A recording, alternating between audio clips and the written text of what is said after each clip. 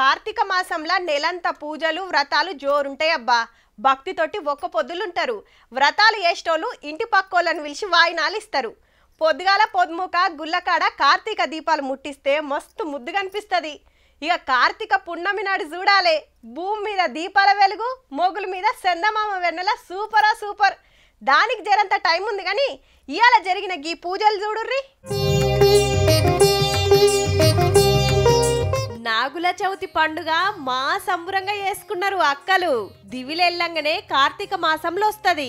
గుడికి పోయి శివయ్యకు నాగమ్మ విగ్రహాలకు పాలాభిషేకాలు చేసిండ్రు. పుట్టున్న చెట్టు పుట్టున్న గుడి ఏడ చూసినా భక్తులే.